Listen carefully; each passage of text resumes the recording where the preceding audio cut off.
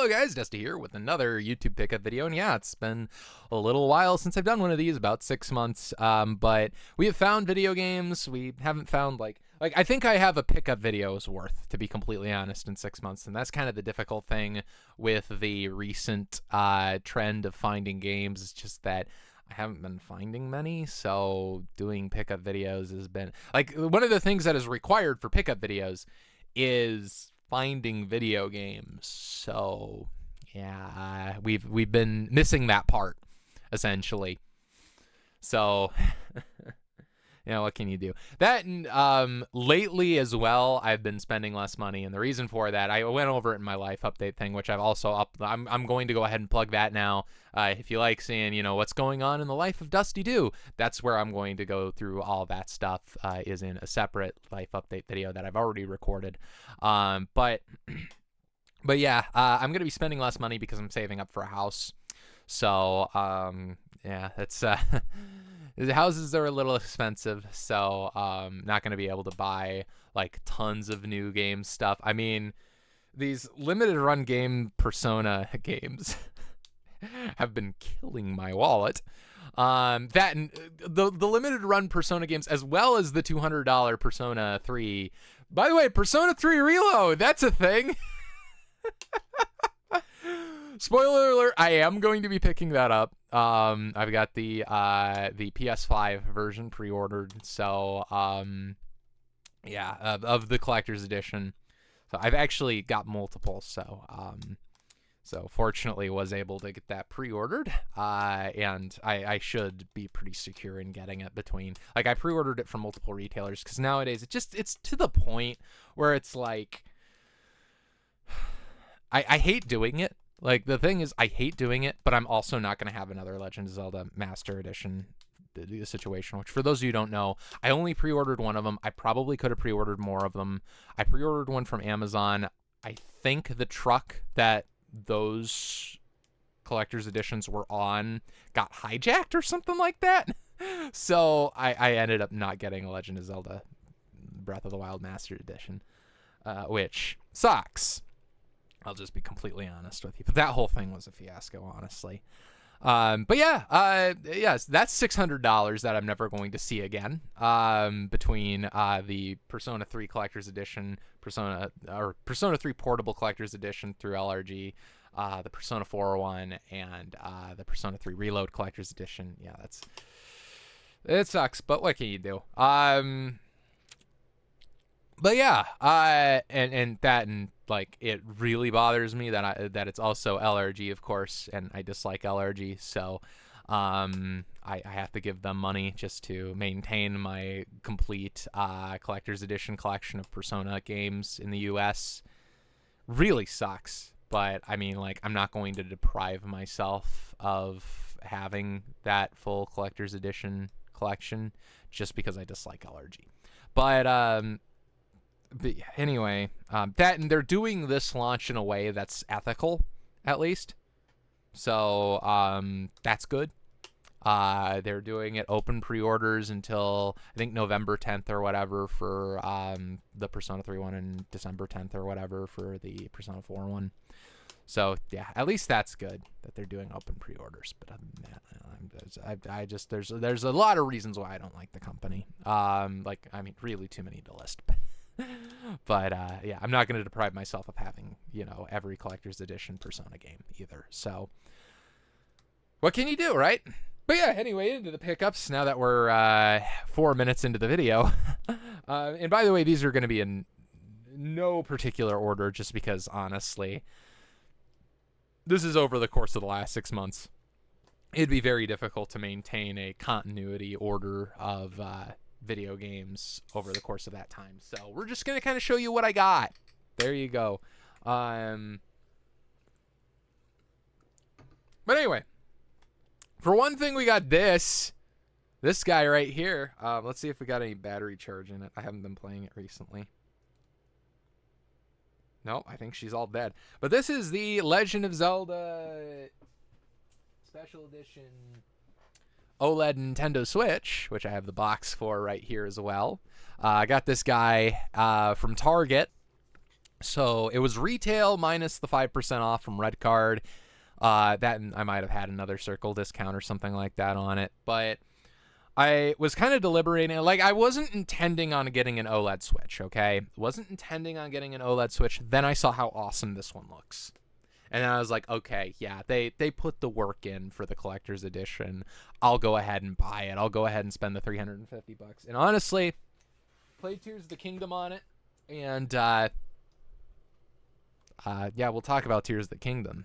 For sure. But yeah, the OLED Switch, and yeah, this thing is beautiful. I am using my regular Joy-Cons, by the way, on it, because honestly, I just don't want to dirty up the Joy-Cons that come with it with my filthy, dirty hands. I also put a protective case on it because, like, I figured as much as I like this as a collector's piece, so to speak, I'm not going to buy it for just a collector's piece. If I am buying an OLED Switch, I'm going to play my OLED Switch. So there you go. That's this. And yeah, the screen on it is fantastic. Absolutely worth it. Like, if you don't have a Switch already and you're deliberating between getting a Switch OLED and a non-OLED Switch, get the Switch OLED. It's so worth the extra $50. Like, no questions. And yeah, though realistically, I would say just wait for the Switch 2 because that's supposed to be coming up from what I've heard. So rumor on the street is that that's supposed to be coming up. So yeah. That's what I would do. But that's just me. You can do what you want with your money in your life. I'm not your mom, if you couldn't tell. So anyway, but yeah, along with that, I got the collector's edition of Legend of Zelda Tears of the Kingdom. And yeah, it's a fantastic collector's edition. Couldn't really pass it up with how nice it is. It comes with a bunch of cool stuff, the game, an art book, steel bookcase, a pin set, and an icon art poster, which is like a steel or whatever, a metal like poster thing. It's pretty cool. So yeah, definitely had to get that as well. And yeah, I played Tears of the Kingdom. I beat Tears of the Kingdom, and Tears of the Kingdom is a fan-freaking-tastic game. It makes Breath of the Wild look like a tech demo. It really does. It makes it look bad, honestly. It would be difficult going back to Breath of the Wild after playing Tears of the Kingdom with how good Tears of the Kingdom is. So there you go. I'm not going to spoil anything about it. I want you to just jump into it blind, and it is quite the wild ride. There are things in that game that will make you think, holy crap, the Switch can do this. Like, I wouldn't be able to believe it unless it was right in front of my own eyes, so there you go. I also did get some amiibo as well while we're at it. I got the Link amiibo. Haven't opened it. Haven't really desired opening it, to be honest. It just kind of looks cool like this. And I also, since they restocked these, I got the Link and Zelda Wind Waker versions. So yeah, I mean these look fantastic as well. So yeah, very happy with them. Then I also got kind of a random release, the Pyra and Mythra Xenoblade Chronicles amiibo. And yeah, I actually got 2 sets of them because I pre-ordered them once again from 2 different places just to hedge my bets. So I have another set of them that I need to figure out something to do with them. But maybe I'll open one and maybe I'll keep one sealed. Who knows? I already have the Good Smile Pyra and Mythra 1/7 scale figures. I believe they're 1/7 because they are fairly large figures. Yeah, they're probably 1/7. But yeah, they're just immaculate looking figures. Like, really, they are so worth the money once again. Like, man, but yeah, these are great. I like them. They're amiibos though, so they're small and but they're super detailed and honestly worth the, like, what they charge, like $40 for these things now or something like that. But yeah, they're super detailed, super high quality. So once again, you can't really complain too much. But anyway, moving right along. I grabbed this just kind of off of a whim from Temu. A R4 Gold Pro, which I'd been thinking about getting one of these forever. By the way, for those of you who don't know, this is a flash cart for the 3DS. And the thing about 3DS flash cart is there are, for the DS and 3DS, I believe, actually. But it, like, works as a, well, Does it work as a 3DS flash card? Yeah, I think it works for a 3DS flash card as well. But I have a soft modded 3DS, so it doesn't really matter either way. But the reason why this is kind of nice to have is so you can play backups on a non-soft modded console. And yeah, from what it looks like, it came from Temu for $11. Looks like a perfectly good R4 3DS. I think they fit the DS as well. I once again, I'm not 100% sure. And it also comes with a little micro USB adapter. So yeah, for $11, couldn't really pass it up. So I figured it's video game related, so we'll go ahead and like just mention it. Yeah, that's that. Go ahead and just put it on the portable shelf so I don't lose it. Because it's tiny. And speaking of tiny, this is actually a recent pickup, and it's I think I picked up like Call of Duty Black Ops from the Goodwill, but it's only a case upgrade because the disc was actually cracked, and I didn't notice that until I got it home. But this is the only Goodwill pickup of the video because the Goodwills have completely dried up in my region. So that's unfortunate. But this is a random, like, do I have the console for it over here? I don't know if I have my... Well, we'll go ahead and say it. I don't know if I have my Watara Supervision nearby. I gotta have it somewhere. Maybe it's in my living room. Is it? No, that's a controller for something. I'm not gonna waste any more of your guys' time. It's Dream World for the Watara Supervision. Of all things. Yeah, at the Goodwill for all of $3. So, of course, I had to pick it up because it was a Watara Supervision game in the wild. And for those of you who don't know, the Watara Supervision is basically like a competitor to the original Game Boy. It's a neat little console. I wish I had mine right next to me, but I don't for some reason. Like, seriously, where the heck did my Watara Supervision go? See, this is why I already I mentioned this in my life update thing.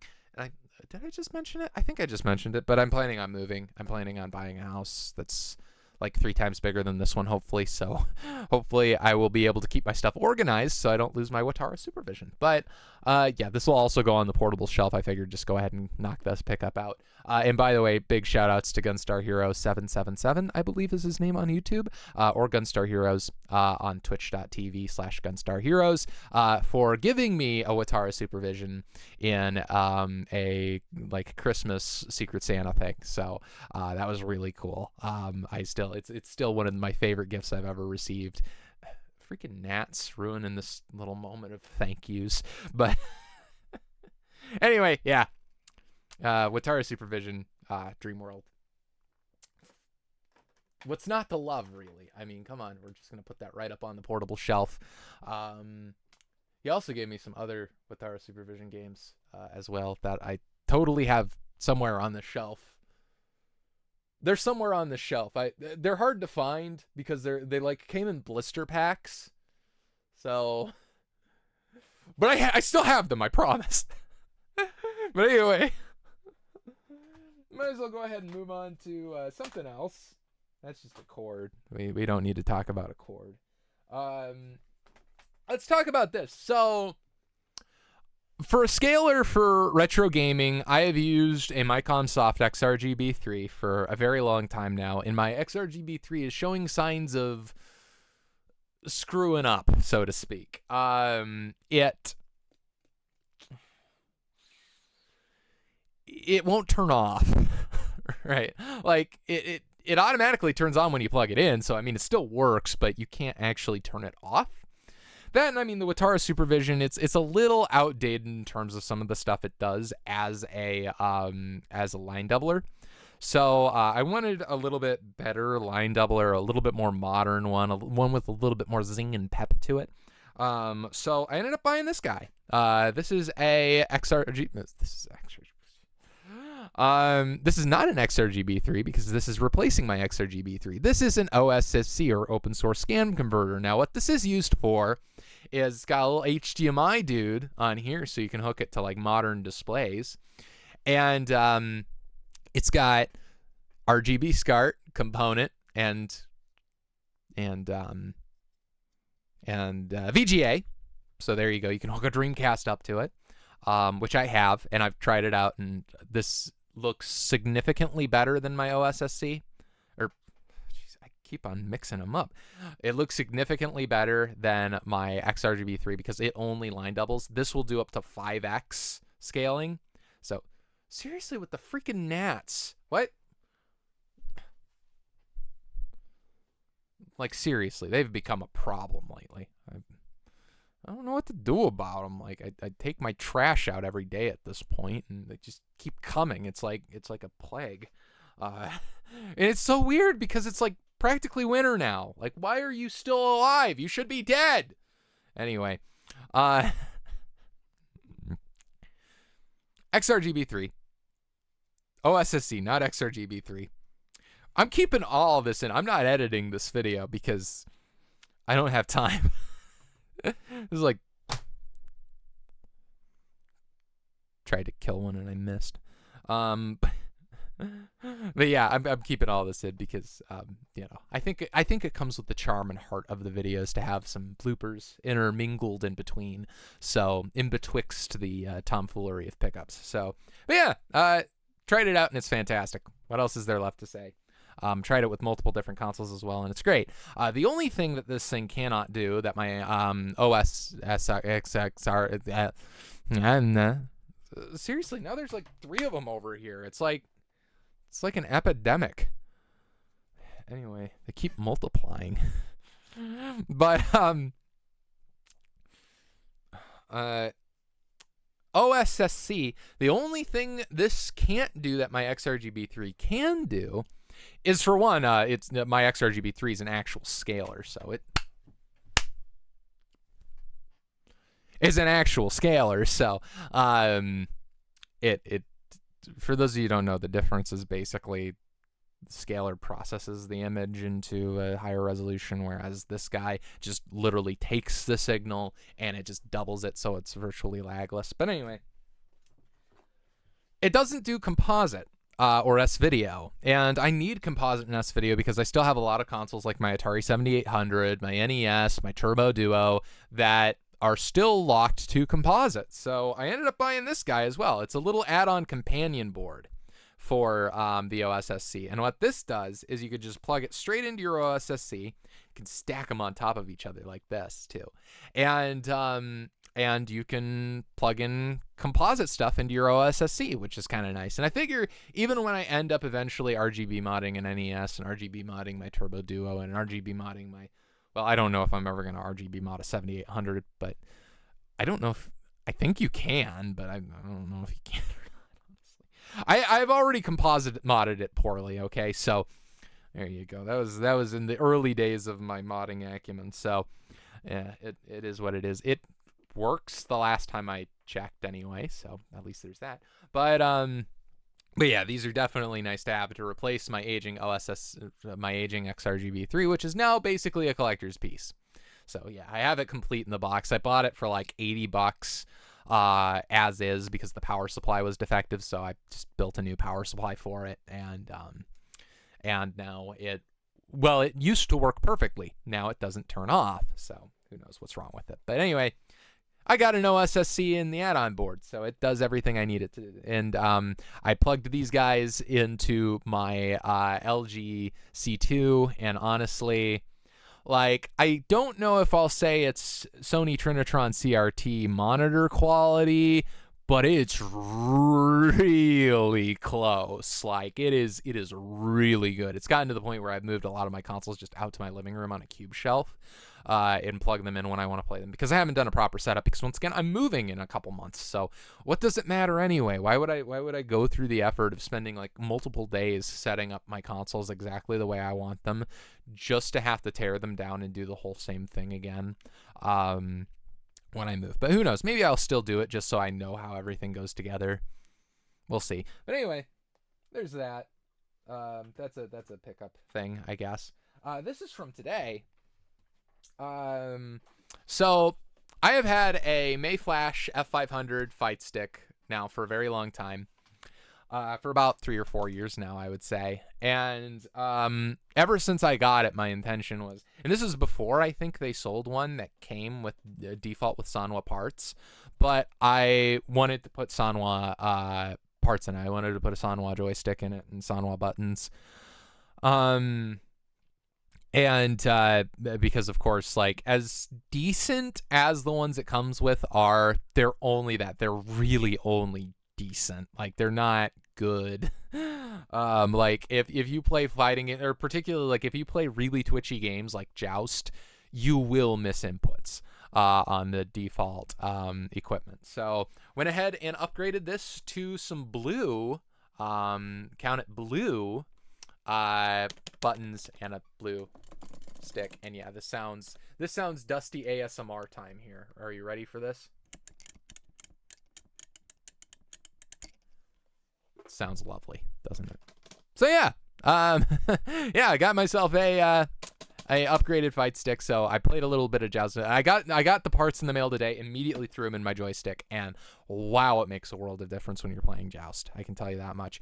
And I played a little Soul Edge as well, and fantastic. Once again, I've been eyeing the idea of getting an arcade one-up. And I've kind of decided so far against it, because like the thing is, I'd want to get a Joust cabinet, because Joust is my favorite arcade game, for those of you who don't know. Which is probably most of you, honestly, because I don't talk about my favorite arcade game every day. What can I say? But Joust is my favorite arcade game. And the thing is, Arcade 1-Up makes a Joust cabinet, and it's not particularly great. Like, you have to upgrade the screen to make it usable, and it's like the buttons and hardware just aren't very good. So it's one of those things where it's like, yeah, I'd love to have a Joust machine of some kind. And that's kind of what like drew me into the idea of getting an arcade one-up. And yeah, I'd mod the crap out of it. I'd, immediately like just basically take a monitor and and pop it in there and use a HDMI on it and just plug it into a Raspberry Pi or like a mini PC or something like that, and just load every single arcade game known to mankind, which, by the way, I own all the original hardware for. I totally own every single arcade game ever, so it's perfectly fine and legal for me to do that. But yeah, that's probably what I'd end up doing if I ended up getting one. But the thing is, like, for the amount of money they sell for, which is like $550, it's like, I don't think I can justify it given the quality that it comes out of the box, honestly, just to get parts that are like that. So I don't know if I might custom build something or something like that that just looks identical to a Joust cabinet and maybe be able to put a CRT in there. We'll see. But that's plans for the new house, because right now I don't have any space for it anyway. So it'd just be, it just go somewhere. I don't know where it'd even go. I don't know where I'd put it, honestly. I don't have a spare square foot in this freaking house. So yeah, in fact, I'm at a square footage deficit at this point. Like, my stuff is just all floor to ceiling. Like, these game shelves, like, I'll tilt the camera up here. They go up even higher than the frame of the camera. So yeah, I am floor to ceiling packed at this point. What can you do? So yeah, next I got some other stuff. Once again, I haven't been buying many video games because, of course, my intention's to move. But I did want to buy this because I found it for the right price on eBay. It's the Danganronpa Decadence Collection, or Collector's Edition, for the Nintendo Switch. Has all the Danganronpa mainline games and a poster, Remix OST, Lenticular print set, and Collector's Outer Box. See, there you go. And it's like a nice little tin thing. It's pretty sweet. So yeah, if you like Danganronpa, I definitely recommend this. I was actually going to buy this when it came out, but I was in between jobs at the time due to COVID. So I think that's when this came out, because I remembered pre-ordering it. But yeah, it didn't end up getting it. So I wanted to get it for about the new price or less, and I ended up getting it for about the new price. I think I paid like $107 with shipping and tax and all that. So that's about what I'd get it for with Red Card discount, I think, because it came out at like $100. So yeah, can't complain. And yeah, it's one of those things where it's like, I was really wanting it, so I went ahead and got it. What can I say? Anyway, next up, we got some other games here. These ones actually came from a Comic-Con that's somewhat local to me. that goes on every year, and my sister and I like to go to it. So, but they do also have a couple video game booths. So I tend to buy a couple video games from time to time if I see something I'm interested in. And I did see some things that I was interested in. One of those, of course, being Super R-Type, which, yeah, very fun. I enjoy it. So Super R-Type, it was $13, which, yeah, is a little steep for, I guess, for Super R-Type. I don't know why it's so cheap. It's a really fun game. So I don't know. Like, I think it goes for on eBay $15 or less. Granted, this is like a really nice, clean copy, so can't complain. And getting it local, you get to check it out and, you know, look at it before you buy it, so that's nice. So, yeah, ended up getting it. Then I also got Codename Viper for the NES because it was $7, so fairly cheap. What can I say? It looks like it was originally a game that came from the pawn shop in 2019, so there you go. I wonder how much they paid for it, or whoever paid for it initially paid for it. I can't see through the sticker. That's the difficult thing. We're gonna try to find out though. We're gonna see how much of an upcharge I received on it, if we can actually get to the.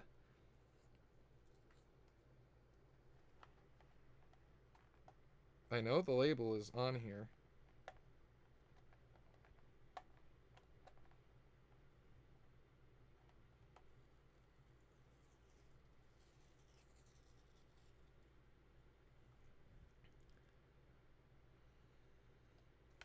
Just a moment. You're getting to anticipate it with me. This is if somebody wants to put on a nice little drum roll here. Once again, I just don't have time to edit the video, so I apologize. $7! Look at that! Let's go! Dude, it was originally $7, so I lost nothing from missing this at the pawn shop. So yeah, I don't know if you saw that, but yeah, the $7 down here is the pawn shop sticker, and the $7 up there is the sticker from the retailer that I got it from at that convention. So there you go. Then I also got N2O Nitrous Oxide for $6 for the PlayStation because I didn't have it before, and I like these little zany sort of racing games. So, but yeah, looks cool. So I figured for $6, give it a try, right? But yeah, so that's those games. Then we've got more. We have more because I actually found some games at some garage sales. So, and believe it or not, crazy thing, I did actually go garage selling a little bit this year. I did have a couple Fridays off, so I was able to go out and garage sale a little bit. Not too much. I probably went out like 5 or 6 times. But I only found video games one day. And that's when I found like everything. I found everything on one specific day. It was crazy. Like I think I spent like $140 that day at garage sales, and got like a ton of stuff. Like I got like massive shoe boxes full of Yu-Gi-Oh cards that I still have to go through. I got like, well, I got all these games. I got 2 pairs of size 13 shoes, which are very difficult to find at garage sales usually. Like nice, practically new size 13 shoes for next to nothing. So, you know, of course you got to grab those. And what else did I end up finding? I found a whole bunch of stuff. But we're going to go ahead and start with these PS3 games that I found at a garage sale. I'm having a hard time remembering how much I spent for this stack. I think it was $10. I think I got all these games for $10. I was originally like wanting to pick out a couple of them, and they were like, well, we'll give you the whole kit and caboodle for $10. And I think the funny thing was like, I wanted to give them $10 for just the games I wanted. so it was like, they were just practically giving them to me at that point. So some of these are not necessarily winners, but keep in mind, $10 for the whole stack is, you know, more than happy, you know, to pay that. So one of them I got is Marvel Ultimate Alliance for PS3, and these are all PS3 games. So we got one of the biggest gems, NASCAR 2014, in a GameStop case. This was $17.99. So I mean, really, who came out on top? I did. Oh yeah. Star Wars Episode 3, Lego Star Wars Episode 3, MLB The Show 15. Nat Geo Quiz Life for a whole $2.99 or $2.69 if you're a pro member. Madden 16. The Amazing Spider-Man, which must have came out like around the PS4 time because the blue PS3 logo. You don't see that very often. NHL Legacy Edition. Destiny. Call of Duty, Advanced Warfare, Xbox. No, it's PS3, but that commercial's hilarious. So there you go. Copy that. This one's kind of exciting. Minecraft PS3 edition, which this is its own version of the game. Like this is its own release. PS3 got its own like thing going on with like exclusive game modes and that kind of thing. So kind of cool to have this. We got Call of Duty Black Ops 3, which I think this one only has, it only has multiplayer and zombies. It did not have the campaign. You had to get the PS4 or the Xbox One version for that. Just Cause 2. PlayStation All-Stars Battle Royale, which is kind of cool. Did not have that before, so that's cool. Little Big Planet 2, which includes over $35 of bonus content, new PS Move functionality. It's a special edition, so there you go. I think I already had that, but you know what's better than having one copy of Little Big Planet 2 Special Edition? Having two copies of Big Planet 2 Special Edition. That's little not very good at this whole English thing. I'm still learning, so please excuse me. Anyway. Then yeah, so that was all those PS3 games. So I think $10 for all those PS3 games was not too bad. And I want to make sure that I'm not missing anything on my floor here because, like, once again, this is a whole cluttered mess right back here. I think this is it. It's just these these Xbox 360 games from a garage sale, and that's it. And these were 50 cents a piece. So usually, when Xbox 360 games are 50 cents a piece at a garage sale, I don't really question it. I just grab the whole stack or almost the whole stack, unless they're like non-desirable titles, or like because I mean like for completion's sake, right? You might as well grab them at 50 cents, right? Just for decorative coasters, you might as well grab them for 50 cents. But yeah, we got Just Dance 2017, of course. We got The Incredible Hulk, which is a slightly damaged case, but what can you do? The game is it's dirty, but it looks to be in fine. Like, the games seem to be in all right condition, so that was the other thing, too. I only check a few, and I just throw. So who knows? These games could by rights not play, but whatever. We got Kane and Lynch 2 Dog Days in a very crushed case. But the game disc looks fine, so. And it's got a Brady Games mini guide with it. That's cool. And it has a Square Enix members product registration code. I wonder if that still works. Try to get it closed properly. It's just, the case is all cracked up, but yeah. What can you do? Then we got Call of Duty Modern Warfare 2, absolute classic, and a free $15 value 5 bonus maps stimulus pack. That's cool. The best-selling Xbox 360 franchise of all time, so that's good too. Gotta know that.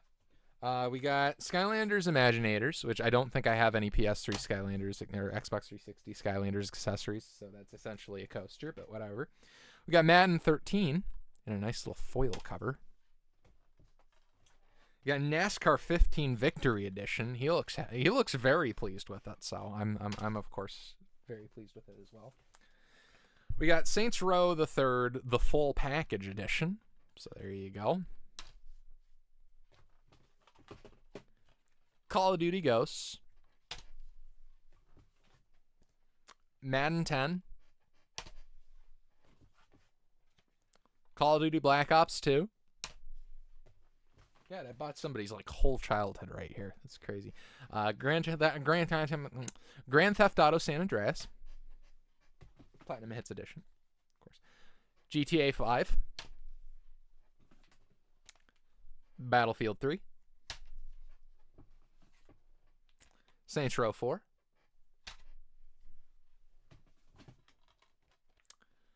Saints Row National Treasure Edition.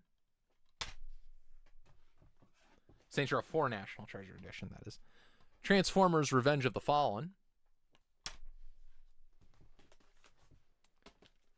A very sun-faded, awful copy of Dark Souls, but I don't think I had Dark Souls on Xbox 360, so I'll take it. I think another copy. Oh no, I think this is the one I found at the Goodwill. The Call of Duty Black Ops I found there. But if I have another copy of Call of Duty Black Ops here, it might be a case upgrade. But yeah, you can see the disc is just it's bad news bears. So, but yeah, this one was like $2. So worth every penny? No, but you know, I couldn't have known unless I actually took the 3 seconds to look at the game. Eat Lead: The Return of Matt Hazard. Now this looks like a hidden gem if I've ever seen one. You've got Assassin's Creed Revelations. And I'm glad that I bought a lot of these games too, because some of the games were swapped in cases, like kids do. You take the game, you put it in another case, and like so. You end up buying Assassin's Creed Revelations, and it has not Assassin's Creed Revelations, and it has like Ghost Recon Future Soldier, for an example. I just chose that one randomly. Does Eat Lead? Yeah, Eat Lead's in there, so we're good. Okay, that was probably worth the entire lot right there. So there you go. And then Assassin's Creed Black Flag has Assassin's Creed Black Flag in it, so that's good. And this is the special edition, so bonus points. Madden 11, Assassin's Creed Brotherhood. We'll go with it. Rainbow Six Vegas 2. Halo Wars. Batman Arkham Origins. Nickelodeon's TMNT. Transformers Fall of Cybertron. Ghostbusters, the video game. Sniper 2 Ghost Warrior. Lego Harry Potter Years 1 through 4.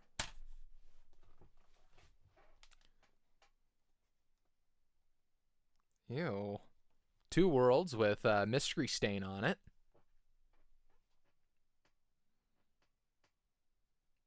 And the Mystery Stain has hair. That's. I'm gonna need to wash my hands immediately after this. We got Batman Arkham Asylum. Need for Speed the Run. Wall-E. Pac-Man and the Ghostly Adventures. We've got... This is the gem out of the bunch right here. Farming Simulator. Let's go! Got some farm...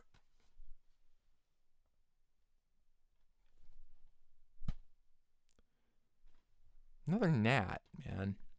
Like, seriously, what the heck is up with those things? Farming Simulator. This is always good news for an Iowan. So, there you go. We got Tom Clancy's End War.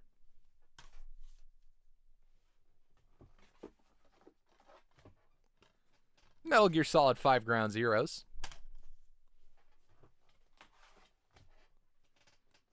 Splinter Cell Double Agent. And last but possibly least, Cabela's Dangerous Hunts 2009 with a very chipped corner. So yeah, that's my video game pickups for the last 6 months. Yeah, we got some of the new stuff that's come out. Oh no, I forgot something. We got one more. We got one more video gaming related pickup, okay? This isn't like a video game itself, like a lot of this stuff, but a video game accessory, so to speak. So, a little bit of background into this. In 2019, I bought a 2070 Super, and I've really loved that graphics card. It's been fantastic. It's done everything I've needed it to do. But there's one thing that I needed it to do that it isn't able to do, and that is, since I used my gaming PC with a home theater, I need something that works with HDMI 2.1 because I have a new TV now that takes advantage of HDMI 2.1. Now, the thing is, you could, in theory, and in execution, this is what I did for a while, I used a display port to HDMI cable to connect the computer to my TV, and I got 4K 120 hertz at 10-bit color and no VRR. But the problem was it did not carry home theater signals correctly. So since I have a 7.1 surround sound, I would like to have my 7.1 surround sound work. So I ended up upgrading graphics cards a little bit sooner than I thought I would. And I did a lot of research in deciding which graphics card to get. I was going to wait for the 6800 or the 7800 XT from AMD. Because AMD's, well, for one thing, their price to performance right now is way better. And then, of course, the second thing right now is that they tend to do a little bit better at home theater compatibility as a general rule from what I've researched. So that would be nice as well. My 2070 Super through HDMI didn't even do very well with home theater compatibility. So, yeah, But anyway, I did some research, found out the 7800 XT wasn't particularly amazing compared to the value proposition of this graphics card. So I ended up buying this guy right here. This is a RX 6950 XT gaming trio from MSI. This bad boy features 4K UHD gaming, 16 gigs of VRAM, PCIe 4.0 support, and most importantly, HDMI 2.1, so I can use my home theater with it. And it comes in a chungus of a box because it's a chungus of a card.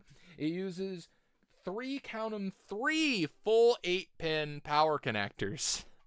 So yeah, I had to wire another 8-pin power connector to it.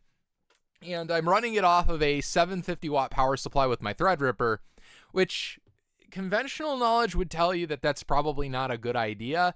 But it's just within the power requirements, so I'm not going to go out and buy a new power adapter when the one that I have works. It functions. It does the job. So, but yeah, so that is an upgrade I did make to my PC. And while I was upgrading my PC, I wanted to get it compatible with all the games that are going to come out. So I also originally, I only had a 512 gig SSD in there, a traditional SSD, and then a 4 terabyte extra drive just for all of my files, games, and that kind of thing. And I decided, because NVMe storage has gotten so cheap at this point, just to go out and buy an NVMe 2 terabyte NVMe drive. So I went ahead and threw that in my gaming PC.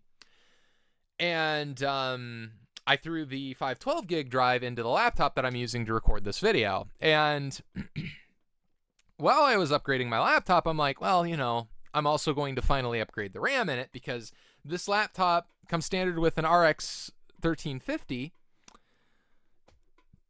Ti, or no, not 1350 Ti, an RTX 3050 Ti. Sorry, my brain doesn't work. A 3050 Ti. And 8 gigs of RAM and a 256 gig NVMe drive. So yeah, really stacked weirdly in terms of the specifications. So I went ahead and got myself a extra 16 gig DIMM of RAM for my gaming laptop. So now I can game on the go with 16 gig. Seriously, this gnat is get out of here. Get lost. Doesn't want to get lost.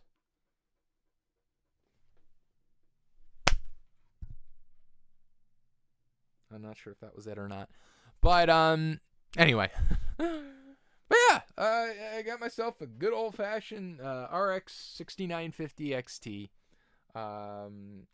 I had thought about the 7900 and XT and the XTX, but the XTX was way out of my price range, and the 7900, I was for the frame difference of the 6950 XT, which is not that much, it was something like a 4 percentile difference. I really wanted to be around $500 for a graphics card as well. I really don't like spending more than $500 on them, and I got that one for $550. So I think it was a pretty decent deal, and it's like a really beefy version of the card, so it should do me for at least another 5 years here. So. Which is great because I don't have to worry about buying a new graphics card when when I'm planning on moving, because I already have and don't have the money anymore. So. But yeah, and then I figure that'll carry my Threadripper to its end of life as well. So very handily. I think they're a very good fit for each other with 4K gaming. So yeah, I mean, and by rights, that means my Threadripper is going to last me 10 years, which I'm very happy about. So, and then it's probably going to be like a media server or something like that. I don't know what I'm going to end up doing with it, but yeah, I can't complain. But anyway, I don't know what that was, but anyway, this has been Dusty. That's all I have for pickups today, so thank you all very much for watching. Make sure to check out my life update rambling video if you're into that sort of thing, and I will plan on seeing you all next time. Take it easy.